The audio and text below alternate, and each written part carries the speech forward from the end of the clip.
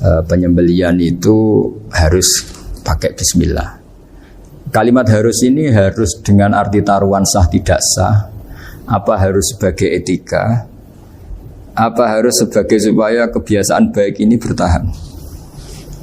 Saya ulang lagi ya, misalnya Pak Arifin dawuh teng jenengan cung nyembelih pitik kudu maca bismillah. Kalau kamu memotong hewan harus baca bismillah. Kata harus itu apa artinya syarat sah, sehingga kalau tidak baca tidak sah. Apa keharusan dalam makna etikanya harus baca bismillah. Jadi urusannya hanya apa? Etika atau afdoliyah. Atau kita tidak ingin kultur baca bismillah itu hilang, sehingga barang tidak wajib pun kita wajibkan supaya kultur baca bismillah itu tidak hilang. Nah, Imam Syafi'i itu milih yang tidak wajib. Itu hanya urusan etika. Sehingga dhabihatul muslim meskipun tidak baca bismillah, baik secara sengaja maupun lupa tetap halal ya, tetap sah, tetap halal. Tapi beberapa ulama mengatakan baca bismillah itu wajib dan menjadi syarat sah.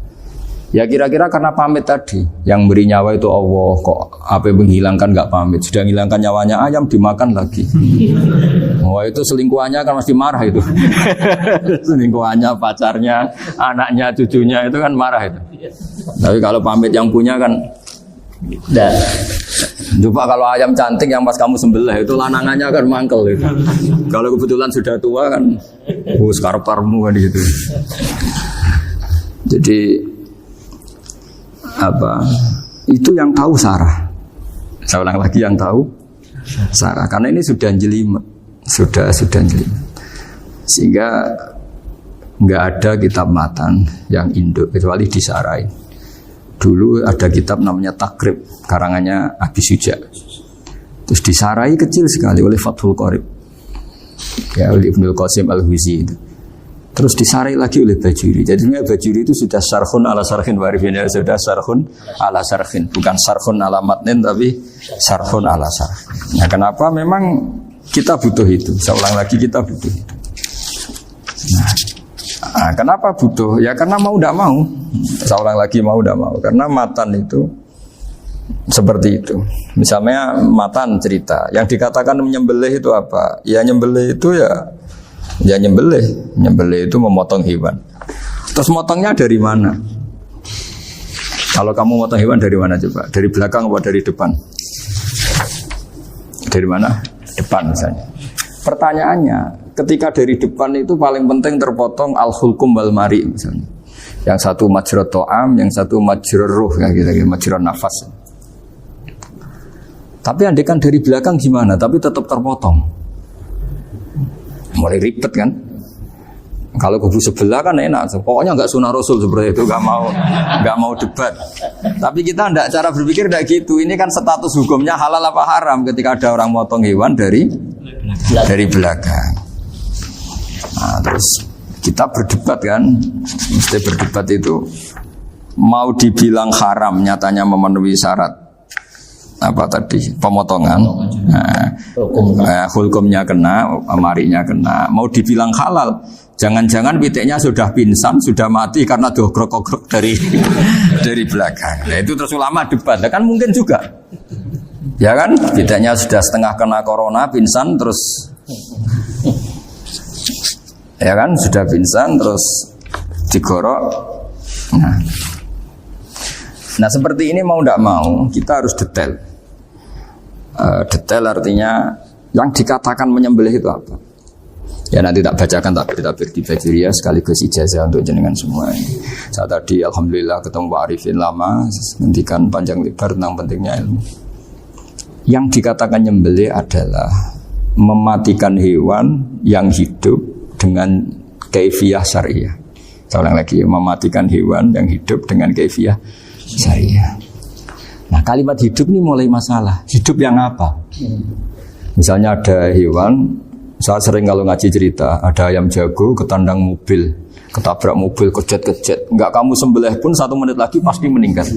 Ini kan hanya koordinasi prosedur saja. Karena prosedur ayam mati harus kejet-kejet, enggak boleh enggak langsung peletes mati, enggak boleh. Nah, pertanyaannya ketika kejet-kejet ini kamu sembelih, itu halal apa enggak? Wong andekan enggak disembelih juga sudah mati. Artinya enggak penyembelihan ini kan enggak memberi kontribusi pematian, tapi enggak ngefek. Gitu. Makanya terus ada perdebatan. Ada hayatun mustaqirrah, ada hayatun ittirariyah, ada harokatu masbuh. Itu kalau enggak sarah enggak bisa. Lalu pertanyaan nakalnya begini. Saya itu betul pernah ngalami itu. Wayam jago itu kan mahal, apalagi kalau Bangkok kan. Saya pas jalan-jalan sama anak saya, sama jalan-jalan mau ke pasar itu di pertolongan dua rumah. Kusik halal tuh orang, kadang tanya orang awam, halal kata saya gitu. Padahal andai kan tidak disembelih ya pasti mati. Suatu saat ada yang mengkonfirmasi lagi. Saya bilang kalau kiai ya tidak pantas makan ayam gitu, tapi kalau kamu tidak kiai ya pantas saja. Daripada rata halal lo geremeng eman kan ribet. Nah sebetulnya itu dalam mazhab Syafi'i itu tidak halal karena dia sudah tidak punya hayatun mustaqirrah. Karena tadi setengah menit lagi atau 1 menit lagi pasti mati. Kan dia belum mati karena koordinasi Israel saja, tetap yang nyambil itu. Tetap kan nggak segampang itu kan, tetap prosedur apa? Jalankan SOP. SOP-nya harus ada. Nggak boleh mati selonang-selonang itu, nggak boleh. Tetap ada SOP kata Warifun ada SOP. Dia kalau sama saya bisa buyon kalau. Nah, tapi misalnya nanti pertanyaan, tapi dalam mazhab Maliki itu diabaikan, hayat mustaqirrah, hayat ittirariyah, hayat itu diabaikan. Cara berpikir Imam Malik lebih matematis. Kalau nggak disembelih itu matinya berapa menit? 1 menit lagi. Gara-gara disembelih dia mati sekarang. Berarti eksekutornya ya peso itu. Ya berarti peso itu memenuhi kriteria mematikan sesuatu yang masih hidup, hewan yang hidup dengan cara syar'i. Jadi andai kan ada rapat malaikat, matinya karena apa coba? Karena peso apa karena kecelakaan? Karena peso. Ya kan? Karena kalau nggak tanpa peso nunggu 1 menit, gara-gara disembelih langsung terjadi sekarang. Nah karena hukum halal ini yang menarik dan menguntungkan. Di bab ini orang jadi Malikiyah semua. Mana maksudnya ya? Jadi kita ini sebetulnya Syafi'i pecundang gitu. Syafi'i partai politik. Jadi kalau sedang tidak menguntungkan ya kata siapa kita Syafi'i banget? Tidak juga itu. Ya, jadi karena tadi ya kalau pada level pada level perdebatan ulama itu ada tadi ya, ada seperti itu, ada hayatun mustaqirrah, ada hayatun ittirariyah, ada harokatul masbuh. Jadi tak baca ya supaya dapat barokahnya ulama ya. Jadi tak baca versinya ini di halaman, terus kitab ini saya tinggal sebagai amal saya, keluarga saya, sebagai penghormatan saya sama Habib Ali, Habib Qures, Habib Hussein semuanya, Pak Arifin dan Bismillahirrahmanirrahim. Wa'alam. Ini halaman 562. Ikutnya bab kita buah kami Sayyidi wa Dzabai. Ya jadi nanti yang mungkin kalau beda halaman cari di babnya kalau beda halaman cari di babnya. Karena kadang beda halaman warifnya. Kalau cetakan sekarang enggak. Beda. Iya, kadang beda juz pun. Kayak Ikhya sekarang tuh sampai 6 juz. Zaman kita ngaji kan 4 ya. Di orang ada yang 6, ada yang ribet cetakan sekarang ya. Di atas ada 10. Satu Ikhya itu. Hurufnya dibesarin. Ikhya biasa. Iya, ada yang satu. Karena ngerti ya zaman akhir paling sudah agak buta huruf. Saya tuh dulu punya guru terakhum sudah sepuh. Itu baca gini nggak bisa Pak. Jadi kalau di kelas harus dituliskan pakai spidol. Mulang Minhajul Abidin. Sudah sepuh sih. Kalau ngajar itu nggak bisa jalan, udah pakai becak. Itu yang nulis agak kurang ajar. Nulis CDE gitu cepet. Jadi kadang itu apa itu? Beliau masih semangat, tulisannya habis. Lo kok sentek jeng? Terus ya wes ya. Jadi nulisnya di HVS baru dulu. Ya cepat selesai. Iya.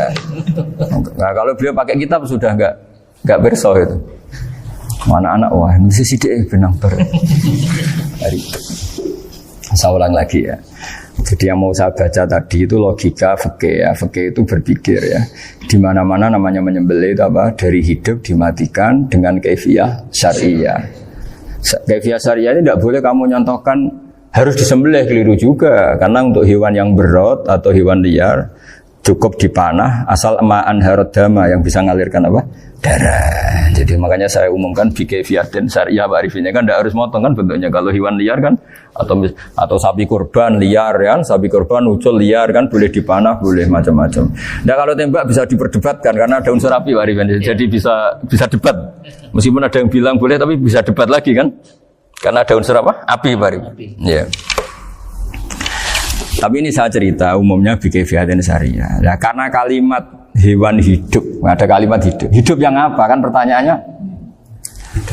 Hidup yang sudah kejet-kejet, misalnya sudah koma, udah kena corona, disentak istrinya, itu.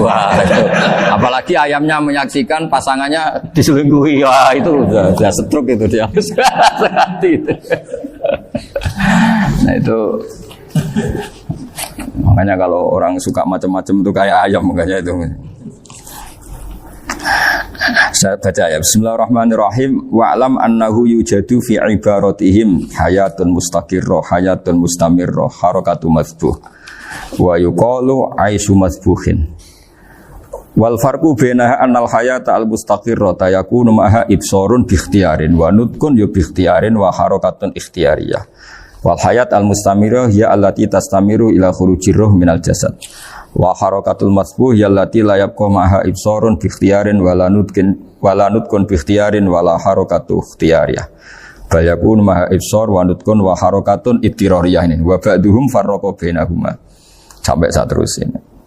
Jadi ini perbedaan-perbedaan pandangan ulama. Nah, Imam Malik itu mengabaikan semua istilah itu. Sing penting pas mbok sembelih iku kecelok urip, cara wong Jawa iku kecelok urip. Cek hayat mustaqirrah, cek ittirariyah, cek harakatu mazbuh, pokoknya kecelok urip. Ane kecelok urip bisa dibilang masih hidup. Karena kalau bisa dibilang masih hidup, kamu sembelih, tetap nanti rapat malaikat kira-kira gitu. Ini matinya karena apa? Karena kecelakaan. Oh, kalau kecelakaan 1 menit lagi matinya dong. Tapi kan matinya sekarang ya karena disembelih. Nah tadi saya bilang sebenarnya mazhab Syafi'i itu tidak seperti itu. Karena Imam Malik menghalalkan, biasanya penggemarnya lebih banyak di bab bangsa halal itu kan. Penggemarnya masih banyak. Tapi ya sudahlah, itu masih ahli sunnah karena salah satu dari mazhab 4. Tapi logikanya juga masuk. Jadi kita bukan sekedar taklid ke Imam Malik, tapi kalau kita ikhtiyat ikut Imam Syafi'i, monggo. Karena mungkin secara medis, karena mengalami seperti itu, mungkin tingkat kesehatannya apanya sudah. Ya sudah lah, yang penting makanya terus orang Jawa pinter, nak PTE jago ya halal, nak cilik enggak lah. Itu kan ibarat perdebatan antara kepiting sama yuyu. Yang menghalalkan kepiting itu mengharamkan yuyu. Tahu yuyu yang kecil di sawah ya? Tak tanya kenapa yuyu halal, karena amfibi Gus, bisa hidup di dua alam. Memangnya kepiting enggak? Oh beda. Ternyata beda maksudnya. Eman Gus kalau haram. Eman kan kalau yuyu haram kan nggak ngefek kan, kecil. Ini mufti kok. Oh, udah kadang halal, udah kadang makan selama ini. Iya, selama ini udah kadang makan itu. Makanya banyak kiai yang mengharamkan kepiting sebetulnya, tapi minoritas kan. Minoritas. Tapi yang mengharamkan yuyu mayoritas, wong kecil aja. Jadi kita ribet ikut siapa gitu. Kata siapa ahli fikih gak mikir untung rugi. Makanya saya ini bingung, jadi saya ini kan kiai ya, kiai betul, susah kadang jadi kiai. Sebagian guru saya itu mengharamkan kepiting. Nah kalau kayak dolan di daerah Juwono, Mas Nafis daerah itu, penghormatan tertinggi santri itu kalau nyugoi kiainya kepiting, karena itu makanan termahal. Bingung kan dia? Mau tidak makan itu kayaknya dipersiapkan betul Pak Rifan. Udah ada effort ya. Warna nyari yang mahal kan. Mau makan itu sebagian guru kita mengharamkan. Akhirnya ya ada darurat tadi.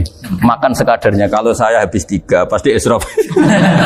Kalau habis 1 prosedur hormat yang nyugui.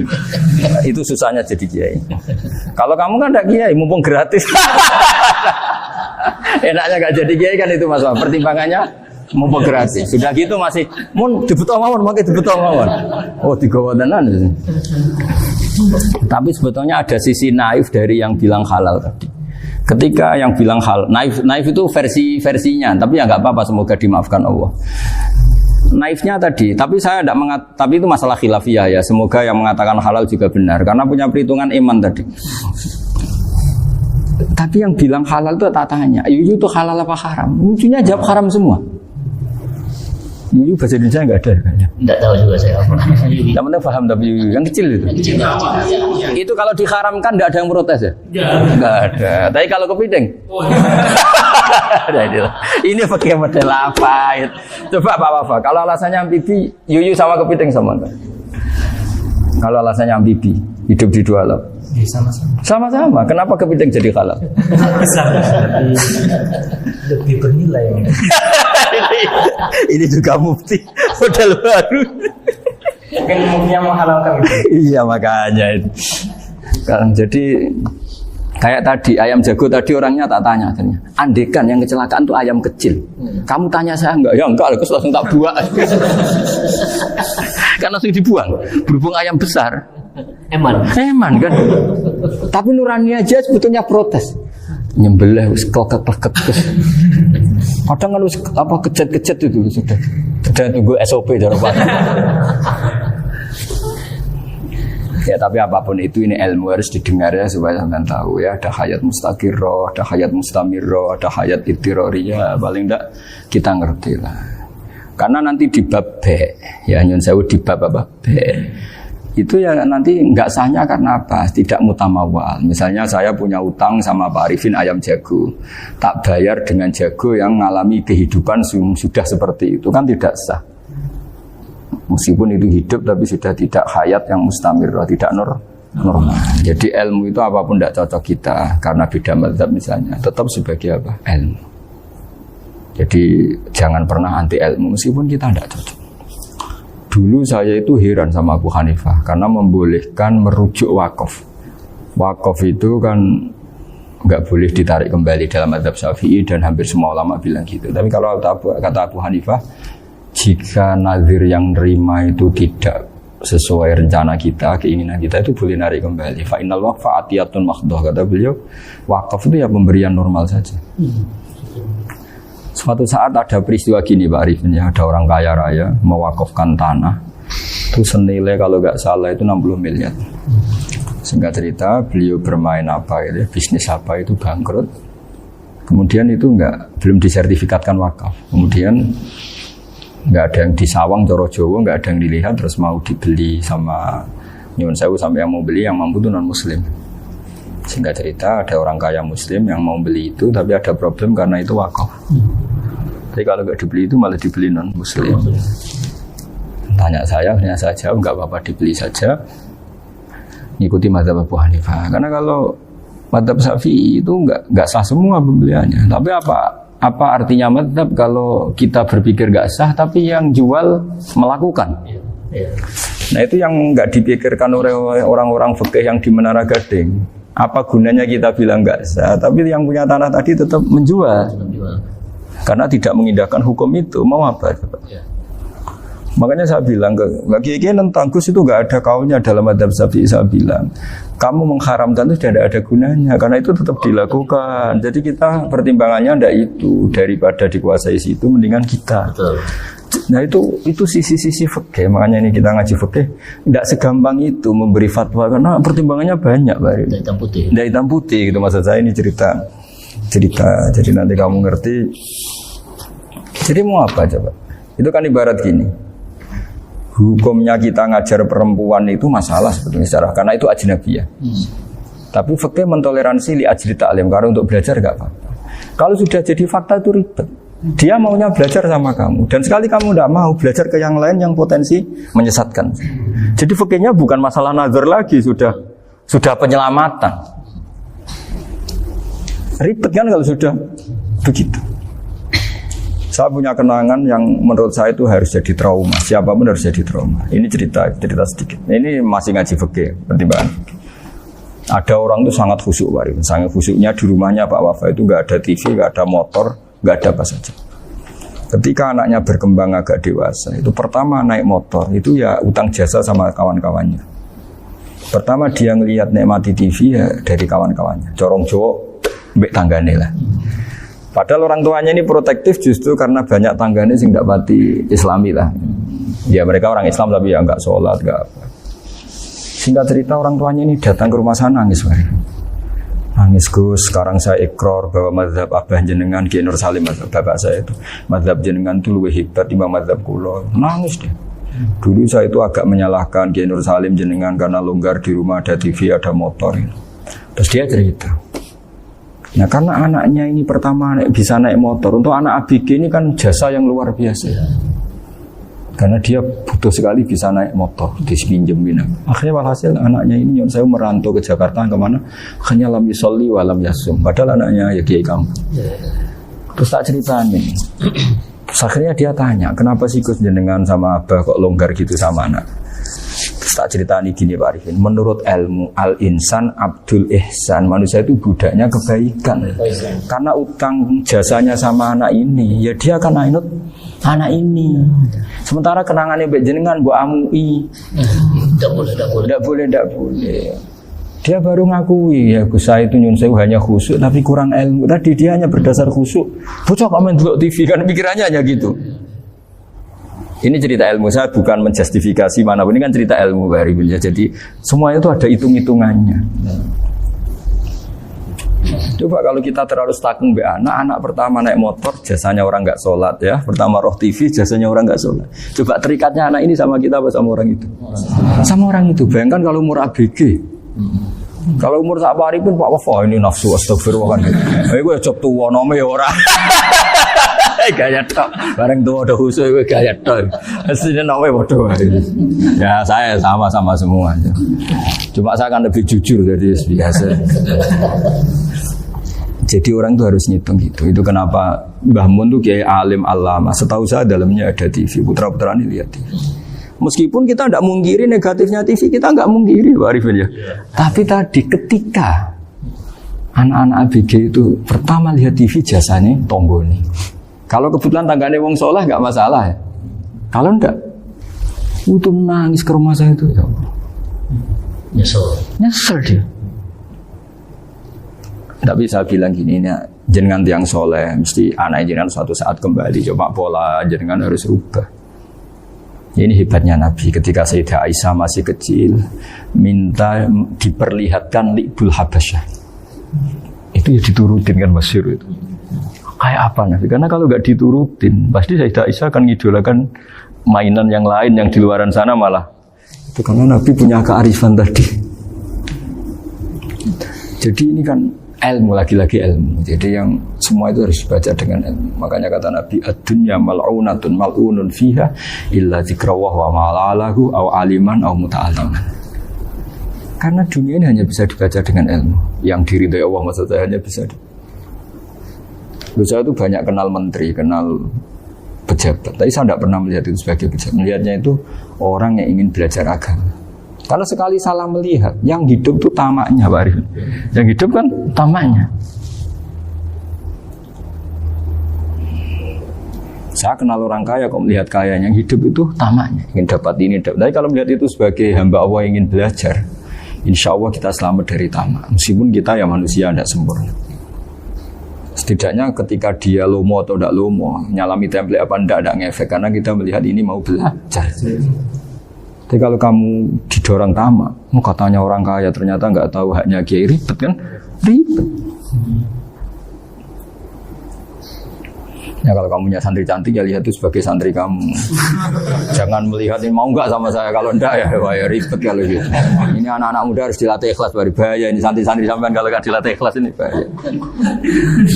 Karena ini belum punya penggemar pejabat, paling ya anak-anak yang ya tadi ABG.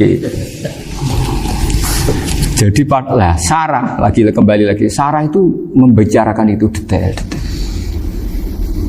Jadi ya makanya kenapa orang mati yang lahir langsung meninggal itu nggak wajib disolati. Ya, alasannya di fikih ya lucu. Karena dikatakan sholat mayit di mana-mana mayit itu sabakohu hayatun. Di mana-mana namanya mati itu terdahului oleh hidup. Nah ini nggak pernah hidup langsung mati. Jadi fikih itu kadang lucu. Ya gitu aja alasannya. Kamu nyolati apa? Mayit. Kenapa kok mayit? Ya mayit itu namanya mayit Orang mati artinya pernah hidup. Lah itu sarah. Jadi ketika matan hanya cerita wasiktu alladzi lam yastahila, enggak pernah nangis gawe lam yusalla alaihi. Sarah bilang mergo ora tau urip. Kalau enggak pernah hidup berarti enggak bisa dikatakan mati. Kayak sampean miskin itu kan enggak bisa dikatakan bangkrut. ya miskin aja gitu loh. Kan gitu ya. Karena nggak pernah kaya. Kayak Mas Nafis nggak bisa dikatakan, oh itu Qurannya lupa gimana? Nggak pernah hafal. Jadi yang dikatakan lupa itu pernah hafal. Nggak lupa nggak apa, Gus Qurannya lupa. Gaya nggak pernah hafal kok bilang apa? Lupa gitu. Nggak boleh Pak Wafa bilang saya ini bangkrut apa? Nggak pernah kaya kok bangkrut. Jadi semua itu ada aturannya itu. Nah itu sarah, lagi-lagi sarah. Jadi bahkan banyak yang syarhun ala syarhin. Jadi kayak kitab takrib itu disarai Fathul Qorib. Jadi Fathul Qorib itu sudah sarah. Disarai lagi Bajuri. Itu termasuk cerita itu ya. Cerita-cerita. Bismillahirrahmanirrahim. Ya, wa yakunu qad dzukira daf'atan wahidatan la fi daf'ataini. Islam tujad al hayat al mustaqira inda daf'ati saniyah. Amma idza wujidat al hayat al mustaqira daf'asaniyah fayakhilu al masbuhu aidan. Fasartu wujudul hayat al mustaqira fi ibtida'il wati akhir marrah. Wa makharu dzalika inda tulil fasli wa illa fala rafa'a sikina wa ada fawran aw alqaha liqaniya kalatan wa akhadha ghayraha fawran aw saqatat minhu wa akhadha ghayraha halan aw qallaba wa qata'a biyama bagi hal al masbuh. Jadi ini masalah sarah. Sarah itu sudah detail. Misalnya gini, kamu motong ayam. Motong ayam harus sekaligus shred jadi. Jangan sampai nyuwun sewu 2 kali. Jangan-jangan misalnya gini, ayam tak potong pas ke kiri separuh. Ya, ke kiri separuh apa hulkumnya. Pak Arifin datang, Assalamualaikum Gus Pak, waalaikumsalam, terus santai jagungan dulu. Jagungan sampai besoknya itu enggak meneruskan. Bareng-bareng balik salam, ingat lagi lu ayam saya ini. Ketika saya meneruskan ini, potensi ayam ini sudah mati atau sudah hidup yang ini masih mazhab Syafi'i loh ya. Atau sudah hidup yang sudah tidak normal. Artinya apa? Penyembelian kedua yang mengeksekusi tadi sebenarnya mengeksekusi barang mati. Yang penyembelian pertama tidak bisa dikatakan penyembelian karena tidak sampai mati. Penyembelian kedua berstatus setengah mati. Nah, kalau seperti itu maka haram. Kecuali itu dilakukan secara fauron. Fauron dicontohkan nyembelih ternyata pesunya kedul terus ngambil yang lain, tapi fauron langsung atau terjatuh ngambil langsung. Ya itu boleh karena ditoleransi. Tapi kalau kalam ajnabi kata dia mohon Pak Arifin. Seperti Pak Arifin, alhamdulillah sih. Jaminan mau rawuh. Dari ayamnya asem mana? Ini harus sebar. Ini orang ngawur betul. Jadi, lah itu sarah. Bicara sampai detail itu sarah. Jadi ada sekian kemungkinan. Jadi masuk yang diandaikan apa? Nah, hayat mustaqirah itu batasnya yakunu maha ibsorun bi ikhtiyarin wa nutkun bi ikhtiyarin wa harakatun ikhtiyariyah. Hayat mustaqirah itu kalau dia betok-betok itu ya karena karepnya. Maksudnya gini, gamane cara roh pitik wedok engkek ya cek karepe dhewe. Cara dia melihat peso itu karepe ya masih lari. Jadi misalnya ada ayam. Ayam kita sembelih baru luka sedikit. Belum sampai andaikan dibiarin ya mungkin suatu saat sembuh, luka. Terus melihat kamu lari ketakutan karena kamu dianggap gladiator, killer lah. Nah itu berarti punya hayat mustaqirah. Tapi sudah kalau kamu sembelih karek ngriwit, roh kowe serawedi, ya kan? Mau demo ya sudah agak berkutik, ya dia berarti tidak punya hayat mustaqirah gitu. Ya batasannya itu joro. Nah, dalam mazhab Syafi'i syarat sahnya penyembelihan harus hewan itu punya hayat mustaqirah. Nah ini sarah ya, jadi sarah itu lebih jeli. Nah makanya kenapa tidak boleh nyembelih pakai yang tumpul Mas Nafis? Takutnya ayamnya itu ngalami dokhtoh, atau kok ditekek. Misalnya sama nyembelih pakai peso tumpul, ini kini ketekek, takut. Dan dia misalnya ayamnya jantungan, roh peso wis seduk kan, udah gitu ketekek. Nah itu mati dulu pasti itu. Siksa. Jadi pas diongok-ongok dia sudah mati. Jadi nanti kalau di akhirat, sebetulnya saya sudah mati loh, ngawur. Wah, apalagi nganggo keris naga sosro. Wah, itu sudah gereng sakti kan diginikin tok sudah mati kan?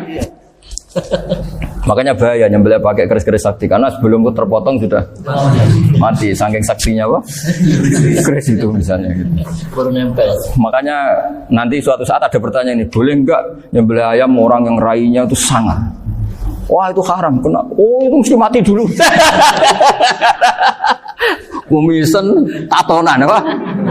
Ya bodoh. Iya kayak algojo. Ayamnya jenis apa? Stroke, jenis penakut. Pas mau disembelih, gitu. Udah mati. Jadi hati-hati ya nyembelih ayam. Jadi kalau orang kampung Pak Arifin ya, orang kampung mudin kampung. Mungkin kalau orang kota sudah nyuwun sewu gak peduli. Kalau orang kampung itu.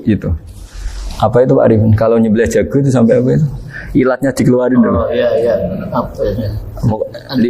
Iya, karena takutnya katanya beberapa yang kaget itu kelek apa? Ketelan. Iya, ketelan ya. Nah, itu ya ada kearifan gitu, tapi ya terlalu ya menyiksa ayam. Tapi memang potensi katanya Pak Arifin. Katanya yang ahli-ahli itu ya. Jadi kalau dia jago ya, mau disembelih, saking takutnya itu. Kalau orang Jawa kalau takut kan yang ngelek idu ya. Orang Jawa loh ya. Itu kalau orang takut kan kadang apa kayak nah ayam itu nak ketakut. Nah, kadang ininya terus apa? Lidahnya masuk. Akhirnya pas disembelih ini nggak kena. Nah, makanya terus banyak mudin yang punya ikhtiar tadi. Pernah lihat apa yang ayam jago itu? Ilatnya di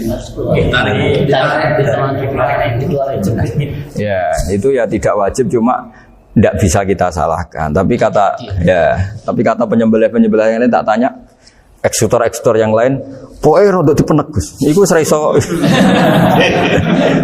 Saya belum pernah nyembelih ayam karena ini kan selain enggak profesi saya juga enggak mentolonan saya. Tapi ini beberapa kefiah ya, yang penting kita tahu ilmunya. Yang paling pokok itu qatul khulqum wal mari. Ya kira-kira dalan sing digo nafas sama digo makanan tadi. Ya tapi itu tadi caranya semua itu harus apa tadi mengalami atau masih punya hayatun mustaqirah. Nah, takutnya dalam konteks nyembelih yang apa tadi? Saya bilang separuh tadi. Itu jamnya normal enggak? Itu sudah jam 11 ini. Jam 10. Oh, jam mati almarhum itu. Itu enggak halal disembelih itu sudah. Sudah maitah ya. 10:14 Iya ya. Ya makanya saya bingung ya jam. Ya jadi itu Pak Wafa ya pentingnya sarah itu seperti itu. Matan itu kan asal nyembelih saja. Tapi di sarah diterangkan jangan hanya nyembelih, yang disembelih harus ada hayatun mustaqirah karena dikatakan penyembelihan adalah menghilangkan nyawa dengan cara yang syar'i. Nah, kalau nyawanya saja sudah hilang bukan nyembelih gitu. Nah, potensi itu ada ketika jago kamu sembelih pakai yang tumpul. Ini ada dokhtoh. Loh, hewan itu juga kayak manusia loh karena punya hati. Ketika takut bisa saja mati. Nah, takutnya ulama kan ini ngalami dokhtoh. Kayak orang ditekek kan mati kan. Ditekek kaget. Contoh gampang gini. Orang ditekek perempuan kemungkinan mati itu kecil. Karena murni hanya ngalami pernafasan. Tapi nak ditekek wong guaga tatonan kan terus dua reaksi tubuh. Takut sama gak bisa bernafas. Itu kan lebih cepat apa? Mati. Kira-kira kan gitu.